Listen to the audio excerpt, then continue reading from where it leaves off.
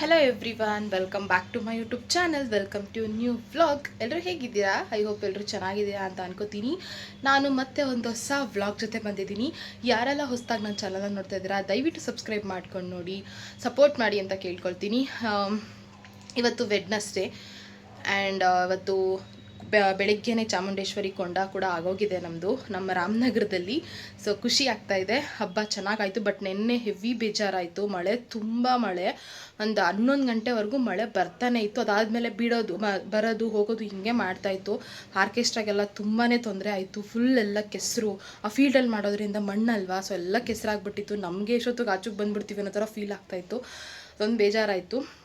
ಈ ವರ್ಷವೇ ಮಳೆ ಬಂದಿರೋದು, ಯಾವ ವರ್ಷವೂ ಆ ಥರ ಮಳೆ ಬಂದಿರಲಿಲ್ಲ. ಈ ವರ್ಷ ಮಳೆ ಬಂದಿದೆ. ಬಟ್ ಆದರೂ ಚೆನ್ನಾಗಿ ಕೊಂಡ ಎಲ್ಲ ಮುಗ್ದಿದೆ. ಬೆಳಗ್ಗೆನೇ ನಾನು ಕೊಂಡಕ್ಕೆ ಹೋಗೋಕ್ಕಾಗಲಿಲ್ಲ, ಯಾಕೆಂದರೆ ಮನೇಲಿ ಎದ್ದಿದ್ದೆ ಸ್ವಲ್ಪ ಲೇಟು. ನೈಟ್ ಮಲ್ಕೊಂಡಿದ್ದು ಲೇಟ್ ಆಗಿದ್ದರಿಂದ ಬೆಳಗ್ಗೆ ಲೇಟಾಗಿ ಎದ್ದಿದ್ದೀವಿ. ಆ್ಯಂಡ್ ಇವತ್ತು ಎಲ್ಲರೂ ಮನೇಲೂ ನಾನ್ ವೆಜ್ ಮಾಡ್ತಾರೆ. ಕೊಂಡ ಆಗಿದ ತಕ್ಷಣ ಎಲ್ಲರೂ ಮನೇಲೂ ನಾನ್ ವೆಜ್ಗಳನ್ನ ಮಾಡ್ತಾರೆ. ಗೆಸ್ಟ್ಗಳನ್ನ ಕರೆದು, ಸಂಬಂಧಿಕರನ್ನೆಲ್ಲ ಕರೆದು. ಬಟ್ ನಾವು ಯಾರನ್ನೂ ಕರೆದಿಲ್ಲ, ಯಾಕೆಂದರೆ ನಾವು ಇದೇ ಫಸ್ಟು ರಾಮನಗರದಲ್ಲಿರೋದು. ಸೊ ನಾವೇ ಮಾಡ್ಕೊಳ್ತಾ ಇದ್ದೀವಿ. ಅಂದರೆ ನಾನು ನಮ್ಮ ಮನೆಯವ್ರು ಇಬ್ಬರೇ ಇರೋದ್ರಿಂದ. ಸೊ ನನಗಂತೂ ನಾನ್ ವೆಜ್ ಮಾಡೋಕ್ಕೆ ಬರಲ್ಲ, ನಮ್ಮ ಮನೆಯವ್ರು ಮಾಡ್ತಾರೆ. ಸೊ ಹಾಗಾಗಿ ನಾವೇ ಮಾಡ್ಕೊಂಡು ತಿನ್ನೋಣ ಅಂತ ಹೇಳಿಬಿಟ್ಟು ನಾನ್ ವೆಜ್ ನಾವು ಮಾಡೋಣ. ಎಲ್ಲರ ಮನೇಲೂ ಮಾಡ್ತಿರ್ತಾರೆ. ಆ್ಯಂಡ್ ಇವತ್ತು ಶಾಪ್ ಕೂಡ ತೆಗಿಯಲ್ಲ, ಯಾಕೆಂದರೆ ನಿನ್ನೆ ಇವತ್ತೆಲ್ಲ ಸ್ಕೂಲ್ಗಳು ರಜಾ ಇದ್ದಾವೆ, ಆಫೀಸ್ಗಳೆಲ್ಲ ಕೆಲವೊಂದು ರಜಾ ಹಾಕಿರ್ತಾರೆ. ಸೊ ಯಾರು ಇವತ್ತು ಕಸ್ಟಮರ್ ಬರೋಲ್ಲ. ಎಲ್ಲ ಮನೆಗಳಲ್ಲಿ ಹಬ್ಬ ಮಾಡೋದ್ರಲ್ಲಿ ಬ್ಯುಸಿ ಆಗಿಬಿಟ್ಟಿರ್ತಾರೆ. ನಿನ್ನೆ ಆಫ್ ಡೇ ಓಪನ್ ಮಾಡಿಬಿಟ್ಟು ಕ್ಲೋಸ್ ಮಾಡ್ಕೊಂಬಂದಿದ್ದೀನಿ.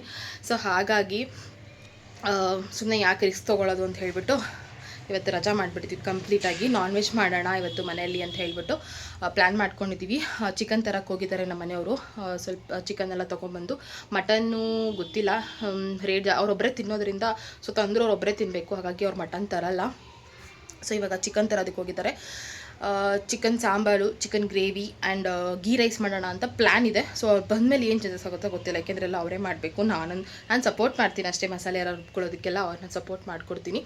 ಸೊ ಇವತ್ತು ಪೂರ್ತಿ ಕಂಪ್ಲೀಟ್ ಅಡುಗೆ ನಮ್ಮ ಯಜಮಾನ್ರೇ ಮಾಡ್ತಾರೆ. ಸೊ ಅದೊಂದು ವ್ಲಾಗ್ ಇವತ್ತಿನ ವ್ಲಾಗ್ ಆಗಿರುತ್ತೆ. So non veg cooked by my husband ಅಂತ ಹೇಳ್ತೀನಿ.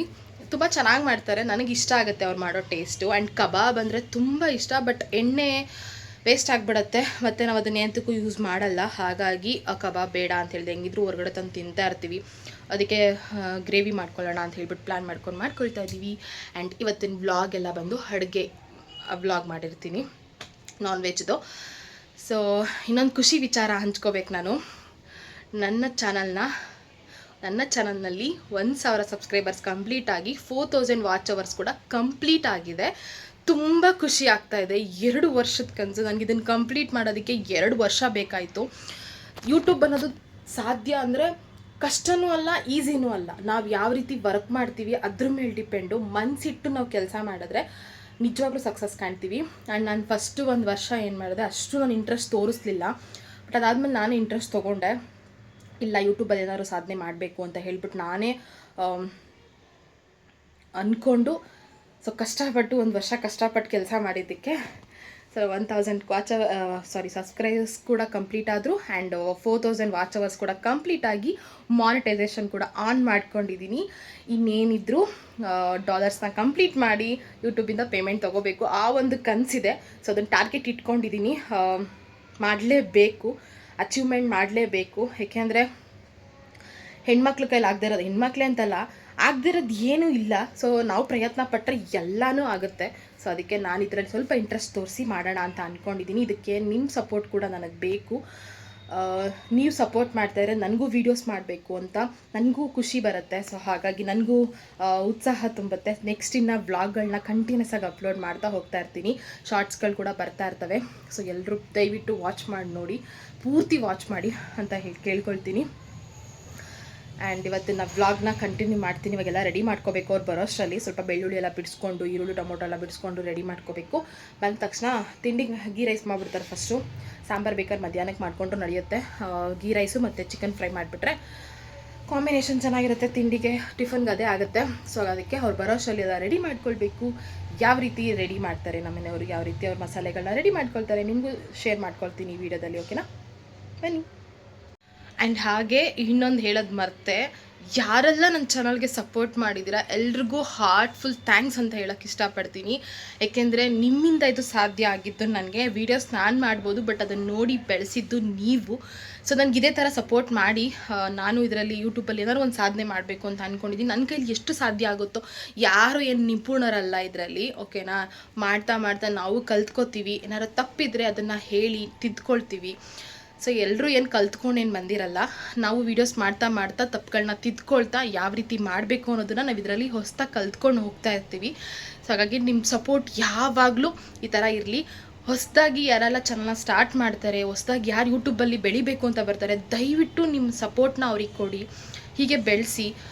ಏಕೆಂದರೆ ಪ್ರತಿಯೊಬ್ಬರು ಬೆಳಿಬೇಕಲ್ವಾ. ಸೊ ಹಾಗಾಗಿ ಇದನ್ನು ಕೇಳ್ಕೊಳ್ತಾ ಇದ್ದೀನಿ. ಆ್ಯಂಡ್ ಎಲ್ರಿಗೂ ತುಂಬ ತುಂಬ ತುಂಬ ಥ್ಯಾಂಕ್ಸ್ ನನ್ನ ಚಾನಲ್ಗೆ ಸಪೋರ್ಟ್ ಮಾಡಿದ್ದಕ್ಕೆ. ಇದೇ ರೀತಿ ಮುಂದೇನೂ ಕೂಡ ಸಪೋರ್ಟ್ ಮಾಡ್ತೀರಂತ ನಂಬ್ಕೊಂಡಿದ್ದೀನಿ. ಆ್ಯಂಡ್ ಇಷ್ಟ ಇದನ್ನು ಹೇಳಬೇಕಿತ್ತು. ತುಂಬ ತುಂಬ ತುಂಬ ಥ್ಯಾಂಕ್ಸ್ ಎಲ್ರಿಗೂ. ಸೊ ಇವಾಗ ಗೀ ರೈಸ್ ಮಾಡೋದಕ್ಕೆ ರೆಡಿ ಮಾಡ್ಕೊಳ್ತಾ ಇದ್ದೀವಿ ಇಂಗ್ರೀಡಿಯೆಂಟ್ಸ್ನ. ಫಸ್ಟಿಗೆ ಟೊಮೊಟೊ 1 ಮತ್ತು ಈರುಳ್ಳಿ 2 ಆ್ಯಂಡ್ ಕೊತ್ತಂಬರಿ ಸೊಪ್ಪು ಸ್ವಲ್ಪ ತೊಗೊಂಡಿದ್ದೀವಿ. ಮೆಣಸಿನ್ಕಾಯಿ 3 ಹಾಕ್ಕೊಂಡಿದ್ದೀವಿ. ಖಾರ ನೋಡಿಕೊಂಡು ನಿಮ್ಗೆ ಎಷ್ಟು ಖಾರ ಬೇಕೋ ಅಷ್ಟು ಅಳತೆಗೆ ಹಾಕ್ಕೋಬೋದು. ಇದು ಸ್ವಲ್ಪ ಮೆಣಸಿನ್ಕಾಯಿ ಖಾರ ಇದೆ, ಹಾಗಾಗಿ 3 ಮೆಣಸಿನ್ಕಾಯಿನ ಯೂಸ್ ಮಾಡ್ತಾಯಿದ್ದೀವಿ. ಸೊ ಇದು ಮಸಾಲ ಐಟಮು ಪಲಾವ್ ಅಂದರೆ ಒಗ್ಗರಣೆಗೆ.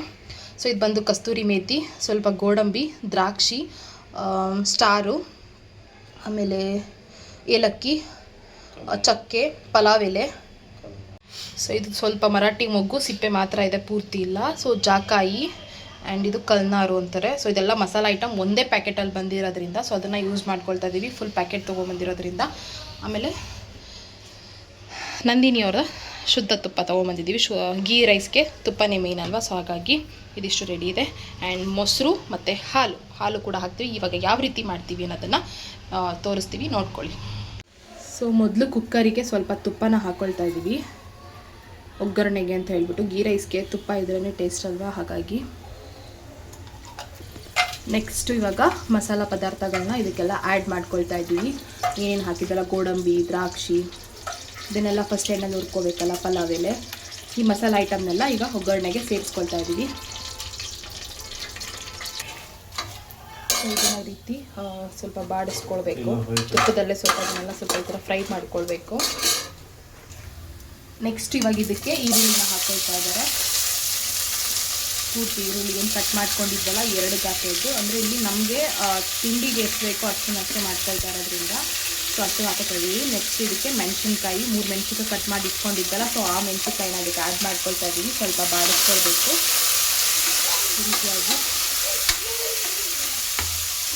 ಸೊ ಆಲ್ಮೋಸ್ಟ್ ಎಲ್ಲರಿಗೂ ಗೀ ರೈಸ್ ಗೊತ್ತಿರುತ್ತೆ ಯಾವ ರೀತಿ ಮಾಡೋದು ಅಂತ. ಬಟ್ ನಮ್ಮ ಮನೆಯಲ್ಲಿ ಫಸ್ಟ್ ಟೈಮ್ ಅಂತ ಹೇಳ್ಬೋದು ಗೀ ರೈಸ್ ಮಾಡ್ತಾ ಇರೋದು. ಚಿಕನ್ ಗ್ರೇವಿಗೆ ಚೆನ್ನಾಗಿರುತ್ತೆ ಕಾಂಬಿನೇಷನ್. ಹಾಗಾಗಿ ಇದು ಸಿಂಪಲ್ಲಾಗಿ ಮಾಡ್ಕೊಳ್ಳೋರಿಗೆ ಈಸಿ ಆಗುತ್ತೆ ಅಂತ ಇದನ್ನ ವೀಡಿಯೋ ಮಾಡಿ ತೋರಿಸ್ತಾ ಇದ್ದೀನಿ, ಈಸಿಯಾಗಿ ಮಾಡ್ಕೋಬೋದು ಅಂತ.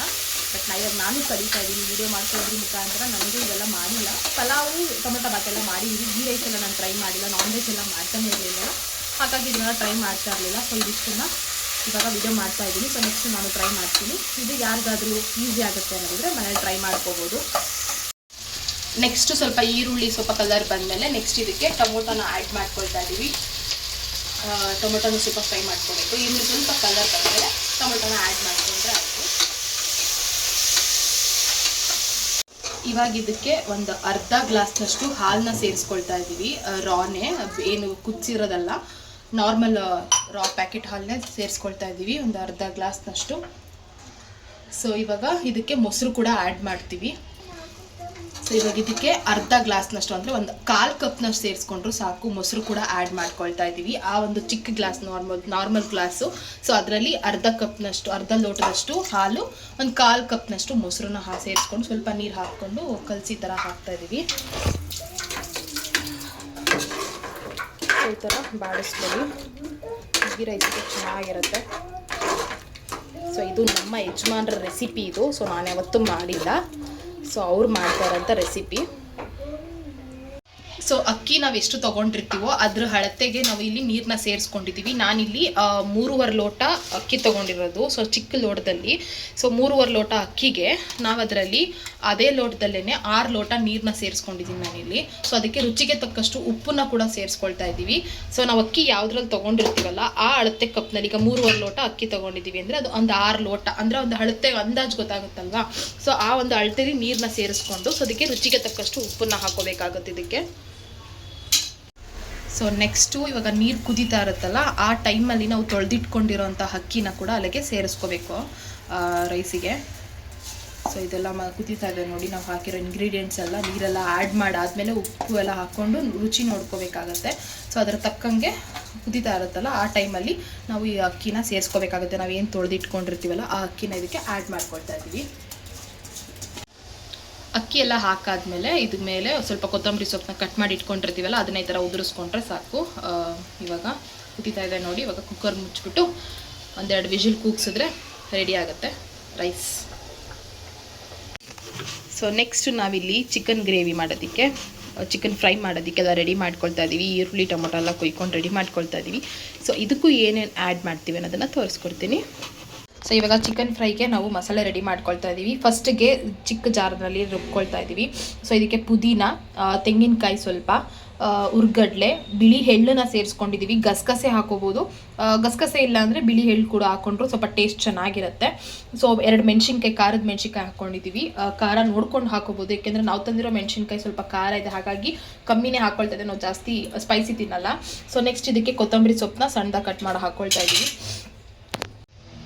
ನೆಕ್ಸ್ಟ್ ಇದಕ್ಕೆ ಒಂದು ಅರ್ಧ ಟೊಮೊಟೊನ ಸೇರಿಸ್ಕೊಳ್ತಾ ಇದ್ದೀವಿ. ಒಂದು ಅರ್ಧ ಹೋಳ್ನಷ್ಟು ಟೊಮೊಟೊನ ಸಣ್ಣದಾಗಿ ಕಟ್ ಮಾಡಿ ಹಾಕ್ಕೊಳ್ತಾ ಇದ್ದೀವಿ ಇದಕ್ಕೆ.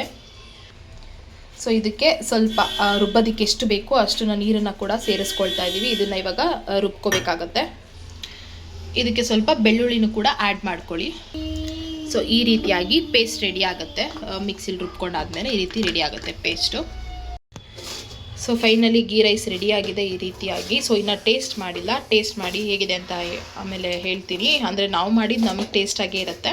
ಸೊ ಈಗ ಚಿಕನ್ ಫ್ರೈ ರೆಡಿ ಆದಮೇಲೆ ಅದ್ರ ಜೊತೆಗೆ ನಂಚ್ಕೊಂಡು ತಿನ್ಕೋಬೇಕು ಅದಕ್ಕೆ. ಸೊ ಇವಾಗ ಪಾಪಗೆ ತಿಂಡಿ ಮಾಡಿಸೋಣ. ಗೀ ರೈಸ್ ತಿನ್ನಿಸ್ಬಿಡ್ತೀನಿ ಅವನಿಗೆ. ಚಿಕನ್ ಫ್ರೈ ರೆಡಿ ಆಗೋಷ್ಟರಲ್ಲಿ ಟೈಮ್ ಆಗುತ್ತೆ. ಸೊ ಆಮೇಲೆ ಅವನಿಗೆ ಚಿಕನ್ ಪೀಸ್ ತಿನ್ಸಿದ್ರೆ ಆಯಿತು ಅಂತ ಹೇಳಿಬಿಟ್ಟು ಇವಾಗ ರೆಡಿಯಾಗಿದೆ ghee rice. So chicken fry ಮಾಡೋದಕ್ಕೆ ರೆಡಿ ಮಾಡ್ಕೊಳ್ತಾ ಇದ್ದೀವಿ. ದೊಡ್ಡ ಬಾಣಲಿ ಇಲ್ಲ, ಹಾಗಾಗಿ ತಪ್ಪಲೆಲೆ ಮಾಡ್ಕೊಂಡು ಆಮೇಲೆ ಬಾಣಲಿಗೆ ಇದು ಮಾಡ್ಕೊಳ್ಳೋಣ ಅಂತ ಹೇಳ್ಬಿಟ್ಟು ಮಾಡ್ಕೊತಾ ಇದ್ದೀವಿ.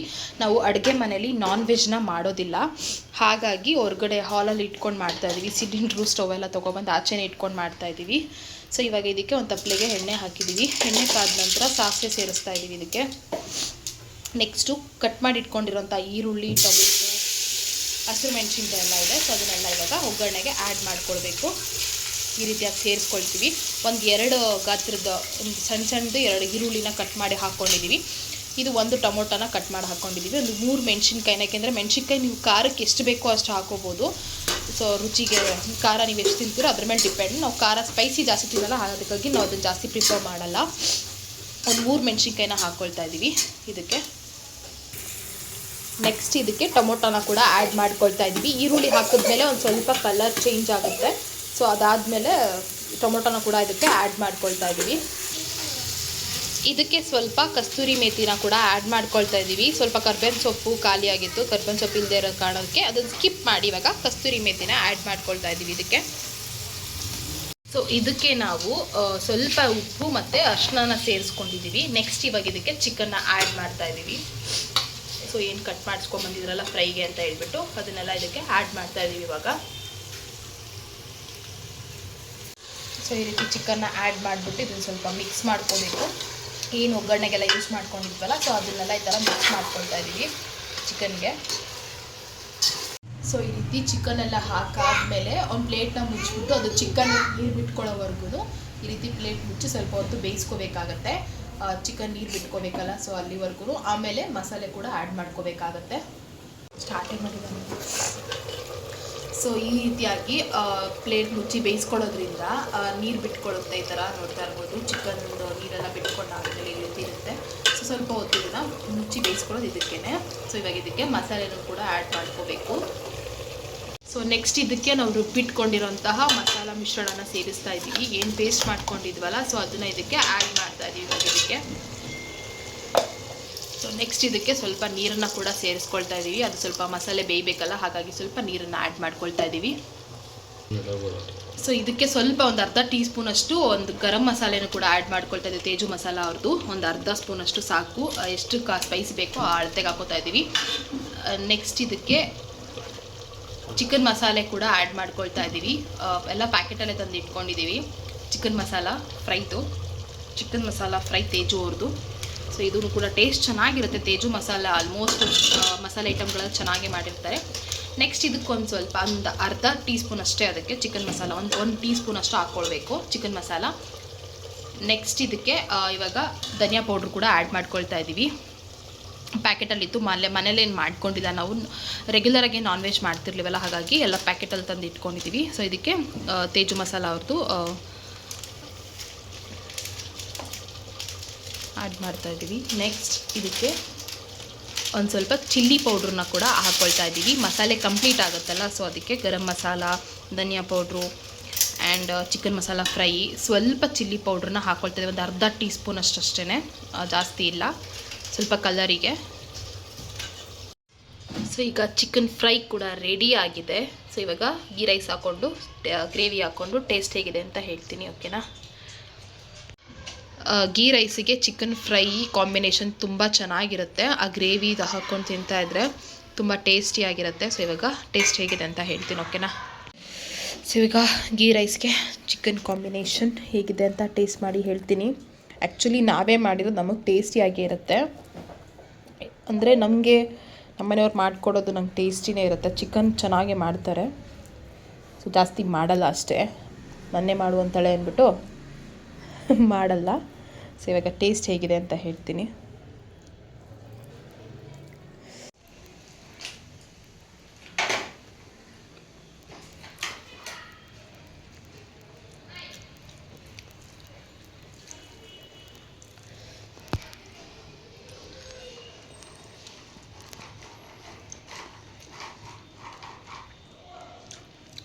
ನಿಜವಾಗ್ಲೂ ಹೇಳ್ತೀನಿ, ತುಂಬ ಚೆನ್ನಾಗಿ ಬಂದಿದೆ.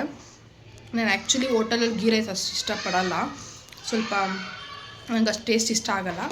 ಬಟ್ ಮನೇಲಿ ಮಾಡಿರೋದು ನಿಜವಾಗ್ಲೂ ತುಂಬ ಚೆನ್ನಾಗಿ ಬಂದಿದೆ. ಅದು ಚಿಕನ್ ಗ್ರೇವಿ ಕಾಂಬಿನೇಷನ್ ಅಂತೂ ತುಂಬ ಚೆನ್ನಾಗಿ ಬಂದಿದೆ. ಸೊ ನಾವು ಮಾಡಿದ್ದೀವಿ ಅಂತಲ್ಲ, ಬಟ್ ನಮ್ಮ ಮನೆಯವರು ತುಂಬ ಚೆನ್ನಾಗಿ ಮಾಡ್ತಾರೆ ನಾನ್ ವೆಜ್ಗಳೆಲ್ಲ. ಸೊ ತುಂಬ ಟೇಸ್ಟಿಯಾಗಿದೆ, ಪರ್ಫೆಕ್ಟಾಗಿ ಎಲ್ಲ ಪೀಸ್ ಎಲ್ಲ ಬೆಂದಿದೆ, ಚೆನ್ನಾಗಿದೆ ಕಾಂಬಿನೇಷನ್. ಸೊ ಸಿಂಪಲ್ಲಾಗಿ ತುಂಬ ಚೆನ್ನಾಗಿದೆ ಟೇಸ್ಟು.